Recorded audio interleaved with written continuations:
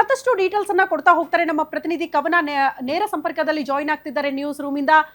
ಕವನ, KN ರಾಜಣ್ಣ ಅವರು ಪಕ್ಷದಿಂದ ಅಥವಾ ಪಕ್ಷದಲ್ಲಿ ಸಂಪುಟದಿಂದ ವಜಾ ಆದ ಬಳಿಕ ಇಬ್ಬರು ಕೂಡ ತಂದೆ ಮಗ ಇಬ್ಬರು ಕೂಡ ರೆಬಲ್ ಆಗಿದ್ದಾರೆ ಅಂತ ಹೇಳಲಾಗ್ತಾ ಇತ್ತು. ಬಟ್ ಇಷ್ಟರ ಮಟ್ಟಿಗೆ ರೆಬಲ್ ಪಕ್ಷ ತೊರೆಯೋ ನಿರ್ಧಾರಕ್ಕೆ ಬಂದಿದ್ದಾರೆ ಅಂತ ಅನ್ಸುತ್ತಾ? ಶ್ರುತಿ, ಈಗ ರಾಜೇಂದ್ರ ರಾಜಣ್ಣ ಅವರ ನಡೆಯನ್ನ ನೋಡ್ತಾ ಇದ್ರೆ ಎಲ್ಲೋ ಒಂದ್ ಕಡೆ ಕೈ ಬಿಟ್ಟು ಕಮಲ ಹಿಡಿತಾರ ಅನ್ನುವಂತಹ ಅನುಮಾನಗಳು ಸದ್ಯ ವ್ಯಕ್ತವಾಗ್ತಾ ಇರುವಂತದ್ದು. ಯಾಕಂದ್ರೆ ಯಾವಾಗ KN ರಾಜಣ್ಣ ಅವರನ್ನ ಸಚಿವ ಸಂಪುಟದಿಂದ ವಜಾ ಮಾಡಿದ್ರೋ ಆಗಿನಿಂದ ಈ ಒಂದು ಕ್ಷಣದವರೆಗೂ ಕೂಡ ರಾಜೇಂದ್ರ ರಾಜಣ್ಣ ಅವರು ಅದೇ ರೀತಿಯಾಗಿ KN ರಾಜಣ್ಣ ಅವರು ರೆಬಲ್ ಆಗಿರುವಂತದ್ದು. ಅದೇ ರೀತಿಯಾಗಿ ಅಂದ್ರೆ KN ರಾಜಣ್ಣ ಅವರು ಸಂಪುಟದಿಂದ ವಜಾ ಆಗೋದಕ್ಕಿಂತ ಮೊದಲಿಂದಲೂ ಕೂಡ ರಾಜೇಂದ್ರ ರಾಜಣ್ಣ ಅವರನ್ನ ಬಿಜೆಪಿಗೆ ಸೇರ್ಪಡೆ ಮಾಡಿಸ್ತಾರೆ KN ರಾಜಣ್ಣ ಅವರು ಅನ್ನುವಂತಹ ಚರ್ಚೆಗಳು ಆಗ್ತಾ ಇತ್ತು. ಯಾಕಂದ್ರೆ ಕಾಂಗ್ರೆಸ್ ನಲ್ಲಿ ರಾಜೇಂದ್ರ ರಾಜಣ್ಣ ಅವರಿಗೆ ರಾಜಕೀಯವಾಗಿ ನೆಲೆ ಸಿಗೋದಿಲ್ಲ ಅನ್ನುವಂಥದ್ದು KN ರಾಜಣ್ಣ ಅವರ ಚಿಂತನೆ. ಸೊ ಹೀಗಾಗಿ ಬಿಜೆಪಿಯಲ್ಲಿ ತನ್ನ ಮಗನಿಗೆ ರಾಜಕೀಯವಾಗಿ ಭವಿಷ್ಯವಿದೆ ಅನ್ನುವಂಥದ್ದು KN ರಾಜಣ್ಣ ಅವರು ಈಗಾಗಲೇ ಸಾಕಷ್ಟು ಬಾರಿ ರಾಜೇಂದ್ರ ರಾಜಣ್ಣ ಅವರ ಜೊತೆ ಕೂಡ ಅದೇ ರೀತಿಯಾಗಿ ಆಪ್ತರ ಜೊತೆ ಕೂಡ ಚರ್ಚೆಯನ್ನ ಮಾಡಿದ್ರಂತೆ. ಸೊ ಹೀಗಾಗಿ ಎಲ್ಲೋ ಒಂದ್ ಕಡೆ ತಮ್ಮ ತಂದೆಯನ್ನ ಸಚಿವ ಸಂಪುಟದಿಂದ ವಜಾ ಮಾಡಿದಾಗಿಂದ ರೆಬಲ್ ಆಗಿರುವಂತಹ ರಾಜೇಂದ್ರ ರಾಜಣ್ಣ ಅವರು DK ಶಿವಕುಮಾರ್ ಅವರ ವಿರುದ್ಧ ಆಗಿರ್ಬೋದು, ರಂಗನಾಥ್ ಅವರ ವಿರುದ್ಧ ಆಗಿರ್ಬೋದು, ಎಲ್ಲರ ವಿರುದ್ಧ ಕೂಡ ನೇರವಾಗಿ ಬಹಿರಂಗವಾಗಿ ಮಾತನಾಡ್ತಾ ಇದ್ರು. ಆದ್ರೆ ಇದೀಗ ಕೆಲವೊಂದು ವಾರಗಳ ಹಿಂದೆ ಅಷ್ಟೇ ಅಮಿತ್ ಶಾ ಅವರನ್ನ, ಅಂದ್ರೆ ಕೇಂದ್ರ ಗೃಹ ಸಚಿವರಾದಂತಹ ಅಮಿತ್ ಶಾ ಅವರನ್ನ ಭೇಟಿಯಾಗಿದ್ರು.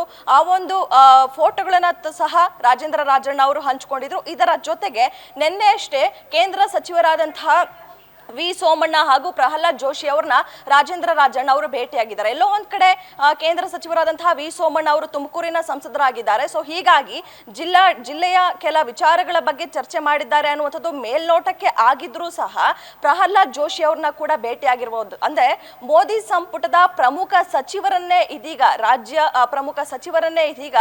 ರಾಜೇಂದ್ರ ರಾಜಣ್ಣ ಅವರು ಭೇಟಿ ಆಗ್ತಾ ಇದ್ದಾರೆ. ಇದರ ಜೊತೆಗೆ ನಿನ್ನೆ ಅಷ್ಟೇ ಅದೇ ದೆಹಲಿಯಲ್ಲಿ ಶಾಸಕ ಅರವಿಂದ್ ಬೆಲ್ಲದ್ ಜೊತೆಗೆ ಮಾಜಿ ಸಚಿವ ಕುಮಾರ್ ಬಂಗಾರಪ್ಪ ಅವರನ್ನ ಕೂಡ ರಾಜೇಂದ್ರ ರಾಜಣ್ಣ ಅವರು ಭೇಟಿಯಾಗಿರುವಂತದ್ದು ಇದೀಗ ಸಾಕಷ್ಟು ಅನುಮಾನ ಮೂಡಿಸ್ತಾ ಇರುವಂತದ್ದು. ಎಲ್ಲೋ ಒಂದ್ ಕಡೆ KN ರಾಜಣ್ಣ ಅವರು ನಾನಾಗ್ಲೇ ಹೇಳ್ದ ಹಾಗೆ ತಮ್ಮ ಮಗನಿಗೆ ಬಿಜೆಪಿಯಲ್ಲಿ ರಾಜಕೀಯವಾಗಿ ಸಾಕಷ್ಟು ಭವಿಷ್ಯವಿದೆ ಅನ್ನುವಂಥದ್ದನ್ನ ಸಾಕಷ್ಟು ಬಾರಿ ಹೇಳ್ತಾ ಇದ್ರು. ಸೊ ಹೀಗಾಗಿ ರಾಜೇಂದ್ರ ರಾಜಣ್ಣ ಅವರು ಬಿಜೆಪಿಗೆ ಹೋಗುವಂತಹ ಸಮಯ ಇದೀಗ ಹತ್ರ ಬಂತ, ಸನ್ನಿಹಿತ ಆಯ್ತಾ ಅನ್ನುವಂಥದ್ದು. ಯಾಕಂದ್ರೆ ಈಗಾಗಲೇ ಕಾಂಗ್ರೆಸ್ ನಲ್ಲಿ CM ಅದೇ ರೀತಿಯಾಗಿ DCM ಕುರ್ಚಿ ವಿಚಾರವಾಗಿ ಸಾಕಷ್ಟು ಕಿತ್ತಾಟವನ್ನ ನಡೆಸ್ತಾ ಇದ್ದಾರೆ. ಸೊ ಹೀಗಾಗಿ ಏನಾದ್ರೂ ಸಂಪುಟ ರೀಶಫಲ್ ಆದ್ರೆ ರಾಜಣ್ಣ ಅವರನ್ನ ಮತ್ತೆ ಸಂಪುಟಕ್ಕೆ ಕರೆದುಕೊಳ್ತಾರೆ ಅನ್ನುವಂತಹ ಅನುಮಾನ ಸಾಕಷ್ಟು ಇರುವಂಥದ್ದು. ಯಾಕಂದ್ರೆ ಈಗಾಗಲೇ ತಮ್ಮ ನೇರ ಮಾತುಗಳಿಂದ ಹೈಕಮಾಂಡ್ ಕೆಂಗಣ್ಣಿಗೆ ಗುರಿಯಾಗಿ KN ರಾಜಣ್ಣ ಅವರು ಸಂಪುಟದಿಂದ ವಜಾ ಆಗಿದ್ದಾರೆ. ಸೊ ಹೀಗಾಗಿ ಮುಂದಿನ ದಿನಗಳಲ್ಲಿ KN ರಾಜಣ್ಣ ಅವರು ಕಾಂಗ್ರೆಸ್ನಲ್ಲಿ ಯಾವ ರೀತಿಯಾಗಿ ಅವರಿಗೆ ಸ್ಥಾನಮಾನ ಸಿಗುತ್ತೆ ಅನ್ನುವಂಥದ್ದನ್ನ ಹೊರತುಪಡಿಸಿದ್ರೆ ರಾಜೇಂದ್ರ ರಾಜಣ್ಣ ಅಂದ್ರೆ ತಮ್ಮ ಪುತ್ರನ ರಾಜಕೀಯ ಭವಿಷ್ಯವನ್ನ ಕೂಡ ಈಗ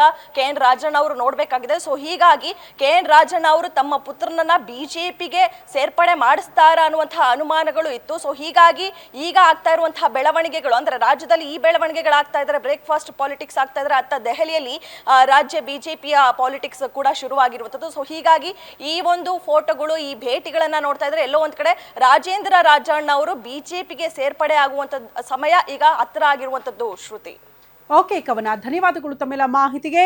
ರಾಜೇಂದ್ರ ರಾಜಣ್ಣ ಅವರು ಬಿಜೆಪಿ ನಾಯಕರನ್ನ ಭೇಟಿಯಾಗಿದ್ದಾರೆ. ಅದರಲ್ಲೂ ಕೂಡ ರೆಬಲ್ಸ್ ಬಣ ಅಂತ ಏನ್ ಗುರುತಿಸ್ಕೊಂಡಿದೆ ಅಂತ ನಾಯಕರ ಜೊತೆ ಒಂದು ಹಂತದಲ್ಲಿ ಮಾತುಕತೆ ಆಗಿದೆ ಅಂತ ಈ ವಿಚಾರಗಳು ಯಾವಾಗ ಬೆಳಕಿಗೆ ಬರ್ತಾ ಇದೆಯೋ ಮೋಸ್ಟ್ಲಿ ಅವರು ಹಂಗಾದ್ರೆ ಕಾಂಗ್ರೆಸ್ ತೊರೆದು ಬಿಜೆಪಿ ಕಡೆಗೆ ಒಲವು ತೋರಿಸ್ತಿದ್ದಾರಾ, ಬಿಜೆಪಿಗೆ ಸೇರ್ಪಡೆ ಆಗ್ಬಿಡ್ತಾರಾ, ಈ ಪ್ರಶ್ನೆಗಳಿದೆ.